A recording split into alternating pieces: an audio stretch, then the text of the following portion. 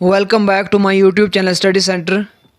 तो आज की इस वीडियो में हम दो तीन बहुत ही इंपॉर्टेंट बातें यहाँ पे डिस्कस करने वाले हैं। सबसे पहली चीज़ यहाँ पे हम फाइनेंस अकाउंट असिस्टेंट की सिलेक्शन लिस्ट के बारे में जो भी रिकमेंडेशंस दिया है 3 मेंबर कमेटी ने, उसकी रिपोर्ट के बारे में हम थोड़ी सी चीज़ें डिस्कस करेंगे। उसके अलावा कि क्या क्या ऑप्शंस है, जो हमारा एडमिनिस्ट्रेशन है, लेफ्टिनेंट गवर्नर है, उनके पास कौन कौन सी ऑप्शंस है कि जो सिलेक्शन लिस्ट है उसको क्या किया जा सकता है। और उसके अलावा जो Jammu and Kashmir police sub inspector का एग्ज़ाम जो कि कैंसिल हुआ था, उसका जो री एग्ज़ाम है उसकी जो न्यूज़ आ रही है उसके बारे में डिस्कस करेंगे। और आखिर में हम ये भी डिस्कस करेंगे कि जो एग्ज़ाम कैलेंडर है आने वाले एग्ज़ाम का वो कब तक इशू हो सकता है। और उसके अलावा जो भी एस्पायरेंट्स है जो इस समय बहुत ज़्यादा पेन फील कर रहे हैं क्योंकि वो ना ही एग्ज़ाम हो रहा है ना कुछ, तो अपने जो स्टडी वाला उनका एक रिदम बन चुका था उससे वो थोड़ा सा हट चुके हैं। तो इन सब चीज़ों को हम यहाँ पे डिस्कस करेंगे। आई होप आपको ये हेल्पफुल लगेगा, आपको थोड़ी बहुत कुछ ना कुछ मोटिवेशन मिलेगी। तो प्लीज़ एंड तक इस वीडियो को देखिए, बने रहिए एंड तक वीडियो के साथ। और जो भी पहली बार इस चैनल पे विजिट कर रहे हैं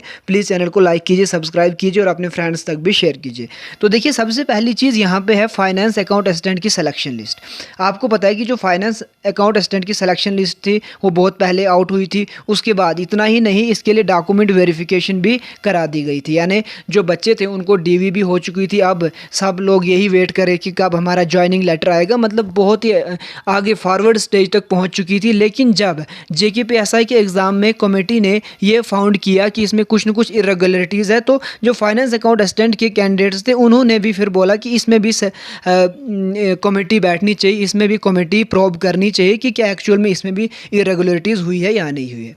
तो जब 3 मेंबर कमेटी बिठाई गई उसमें 1-2 दिन पहले उन्होंने अपने रिकमेंडेशंस लेफ्टिनेंट गवर्नर के एडमिनिस्ट्रेशन को दे दिया है।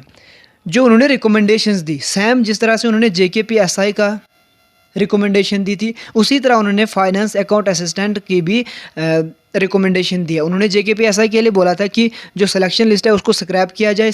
सिमिलरली उन्होंने फाइनेंस अकाउंट असिस्टेंट की सिलेक्शन लिस्ट को लेकर भी कहा है कि इनकी भी जो सिलेक्शन लिस्ट है उसको उसको रद्द किया जाए। अब देखिए, ऐसा नहीं है कि जो रिकमेंडेशन 3 मेंबर कमेटी ने दी ये बाइंडिंग है गवर्नमेंट के ऊपर, लेफ्टिनेंट गवर्नर के ऊपर। वो उस पर अभी डिसीजन वो उसको लेना है कि क्या वो सच में इसको स्क्रैप करेगा या फिल्टर भी कर सकता है। देखिए, यहाँ पे 2 पॉसिबिलिटीज़ है। ये जो रिकमेंडेशंस गई है लेफ्टिनेंट गवर्नर के एडमिनिस्ट्रेशन के पास, लेफ्टिनेंट गवर्नर के पास, तो उसके पास 2 ऑप्शंस है। देखिए, अब अगर बहुत ज़्यादा हाई लेवल पे इरेगुलरिटीज़ इसमें हुई होंगी तो जाहिर सी बात है तब एक ही ऑप्शन बचता है, वो है स्क्रैप। लेकिन जैसे आपको खुद भी पता है कि scrap is not the solution, क्योंकि स्क्रैप सोल्यूशन नहीं है। क्यों सोल्यूशन नहीं है? क्योंकि जो मेरिटेरियस कैंडिडेट्स होते हैं इनको इससे बहुत ज़्यादा सफ़र होने पड़ता है। लेकिन अगर इरेगुलरिटीज़ बहुत ज़्यादा हाई लेवल की हुई होंगी तो 100% 99.9% चांसेस है कि इसमें स्क्रैप हो जाएगा। ऊपर से रिकमेंडेशंस भी दी है, जो 3 मेंबर कमेटी थी उसने भी यही रिकमेंडेशंस दी कि इसको स्क्रैप किया जाए। हाँ, अब अगर इरेगुलरिटीज़ बहुत कम होंगी, जिसकी कि बहुत कम पॉसिबिलिटीज़ है, क्योंकि इरेगुलरिटीज़ अगर होती हैं तो फिर अपने आप में ही बहुत हाई लेवल बन जाती है। तो अगर बाय द वे इरेगुलरिटीज़ कम पाई गई तब पॉसिबल है कि फ़िल्टर किया जाए, लेकिन फिर भी फ़िल्टर अच्छी तरह से नहीं हो सकता है। ये पॉसिबल नहीं है कि कम्प्लीटली किसी लिस्ट को फ़िल्टर किया जाए। जितने भी कैंडिडेट्स हैं जो स्कैम से लिस्ट में आए हैं उन सब को बाहर करना ये इतना ज़्यादा आसान नहीं है, क्योंकि आप हर एक के साथ फाइंड नहीं कर सकते। हर एक कैंडिडेट को जो स्कैम से अंदर आया उसको फाइंड नहीं कर सकते हैं। लेकिन फिर भी अगर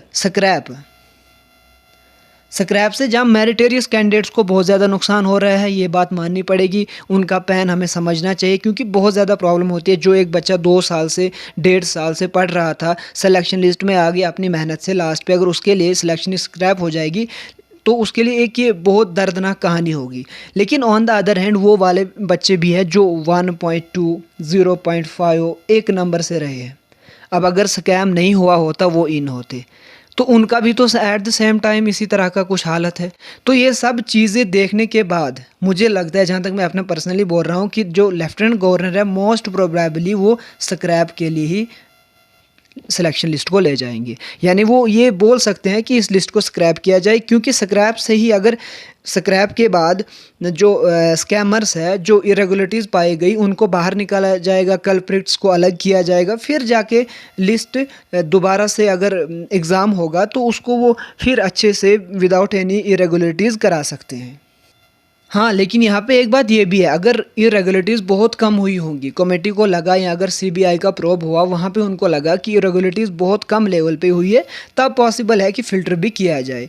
तो हमारी लेफ्टिनेंट गवर्नर और उसके एडमिनिस्ट्रेशन से एक ही रिक्वेस्ट है कि जो भी आप डिसीजन ले रहे हो, जो भी आप काम कर रहे हैं, हम उसको अप्रिशिएट कर रहे हैं, क्योंकि ये एक अच्छा कदम है स्मूथ फंक्शनिंग के लिए। जो स्मूथ एक किस्म का ऑर्डर चलना चाहिए रिक्रूटमेंट सिस्टम में, उसके लिए एक बहुत बड़ा एक स्टेप है उसके लिए। लेकिन सब जो स्टूडेंट्स हैं उनको मद्देनज़र रखते हुए, क्योंकि कुछ मेरिटोरियस कैंडिडेट्स हैं जिन्होंने बहुत अच्छा पढ़ा है, कुछ स्कैमर्स हैं, तो उन सब को मद्देनज़र रखते हुए ही लेफ्टिनेंट गवर्नर जो हमारा एडमिनिस्ट्रेशन है वो डिसीजन लेगा। और हमें पूरी उम्मीद है कि वो जो डिसीजन लेगा वो हक़ में होगा मेरिटोरियस कैंडिडेट्स के।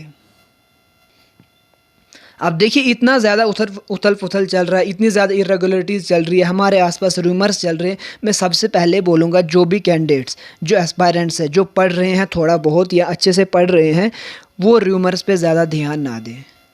अगर उनको कुछ करना है, देखिए एग्ज़ाम एक नहीं है, दो नहीं है, तीन नहीं है, एग्ज़ाम आगे 10-10 आने वाले हैं, अगले साल आने वाले हैं। इस साल भी बहुत से एग्ज़ाम्स हैं, फाइनेंस अकाउंट असिस्टेंट के अलावा जेकेपीएसआई के अलावा भी एग्ज़ाम्स हैं, वीएलडब्ल्यू का है, पटवारी का है, फॉरेस्टर की पोस्ट हैं। तो अपने आप को इन चीज़ों में मत उलझाइए। रूमर्स के पीछे आप चले जाओगे, बुक्स को बंद कर दोगे, तो आप जो कंपटीशन है आप उससे पहले ही बाहर निकल जाओगे। तो जब ये चीज़ें तो एक न एक दिन ठीक होनी ही है, अब कितना टाइम लगेगा वो दूसरी बात है, लेकिन ये चीज़ें, ये सारा करप्शन का सिस्टम, ये जो फ़िल्टर का सिस्टम, ये सारी कुछ ही दिनों में हमारे सामने आ जाएगा। लेकिन तब तक जो कैंडिडेट्स हैं उनको कंटिन्यूसली थोड़ा थोड़ा ही, क्योंकि इस टाइम में पढ़ना एक कैंडिडेट के लिए बहुत मुश्किल हो जाता है, लेकिन फिर भी अपनी जो बुक्स हैं उनसे आप कम्प्लीटली दूर मत हो जाए। क्योंकि जब ये चीज़ें ठीक हो जाएंगी, इनको बैलेंस्ड वे में जब लेफ्टिनेंट गवर्नर हमारे डिसीजन देंगे, तो तब आप खुद सोचोगे कि अब तो 10 दिन रहे, अब तो 1 महीना रहा, तब आपके पास टाइम नहीं होगा। इसलिए जो आपके पास टाइम है वो सबसे ज़्यादा प्रीशियस है, उसको बर्बाद मत कीजिए। बाकी ये जो मेंबर कमेटीज़ है, लेफ्टिनेंट गवर्नर, ये अपना काम कर रहे हैं, बखूबी कर रहे हैं, तो आप इन पे छोड़िए, लेकिन खुद आप कंटिन्यूसली पढ़ते रहिए। क्योंकि अगर आप आज पढ़ना छोड़ रहे हो तो टाइम आपका ज़ाया हो रहा है, किसी का भी टाइम वेस्ट नहीं हो रहा है। अगर टाइम वेस्ट हो रहा है वो आपका हो रहा है, जो आप रूमर्स पे ध्यान देके किताबों से दूर हो चुके हो।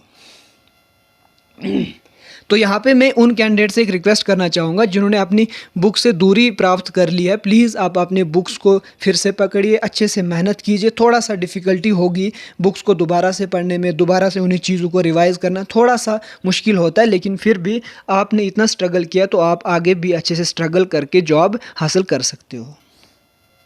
देखिए, यहाँ पे मैं आपको दूसरी एक चीज़ पढ़ने पे क्यों ज़ोर दे रहा हूँ, मैं क्यों बोल रहा हूँ कि बुक्स को मत छोड़िए। क्योंकि देखिए, जिस तरह से कुछ ही दिन पहले हमने देखा, मनोज सिन्हा ने बीबीसी न्यूज़ हिंदी के साथ बात करते हुए कहा कि जो जेकेपीएसआई का एग्ज़ाम जिसको हमने रद्द किया था, वो इस साल के अक्टूबर में हम करने वाले हैं।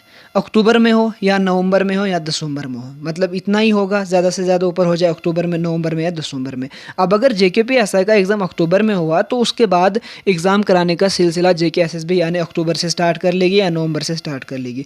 तो आप मान के चल सकते हैं कि बाकी जो एग्ज़ाम है वो भी नवंबर, दिसंबर, जनवरी, फरवरी इसी टाइम में हो जाएगा। अब अगर कोई बच्चा कंप्लीटली बुक से दूर हो चुका है, उसको अक्टूबर में अचानक से पता चला कि जेकेपीएसआई का एग्ज़ाम है, तो वो तब क्या पढ़ेगा, वो तो पूरा कन्फ्यूज़ ही हो जाएगा ना। तो इसीलिए आप जो भी एग्ज़ाम टारगेट कर रहे हो उसको अच्छे से पढ़ो, इन सब रूमर्स पे ध्यान मत दो।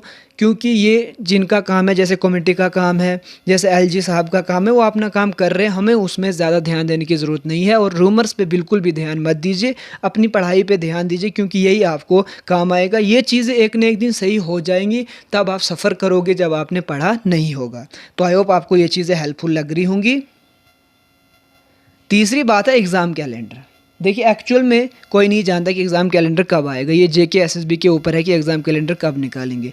लेकिन जिस हिसाब से मनोज सिन्हा ने बोला कि अक्टूबर से हम जेकेपीएसआई का एग्ज़ाम कराने वाले हैं, उस हिसाब से मैं एक आइडिया लगा सकते हैं कि जो सितंबर का महीना है उसमें एग्ज़ाम कैलेंडर आ जाएगा। और अगर एग्ज़ाम कैलेंडर आ जाएगा, फिर से मैं आपको बोलूँगा, अगर आपने बुक से अच्छी खासी दूरी अपना के रखी है, तो जब एग्ज़ाम कैलेंडर आ जाता है तब हम ये भी नहीं समझ पाते कि हमें किस एग्ज़ाम के लिए पढ़ना है।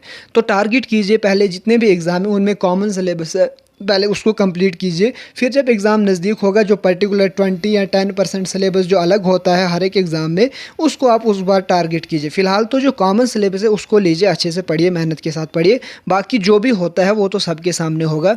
तो आई होप आपको ये वीडियो हेल्पफुल लगा होगा। अगर आपको हेल्पफुल लगा तो प्लीज़ सब्सक्राइब कीजिए, लाइक कीजिए, ज़्यादा से ज़्यादा शेयर कीजिए। आज की वीडियो में रखते हैं इतना ही, मिलते हैं अगले नए वीडियो में, तब तक के लिए थैंक यू।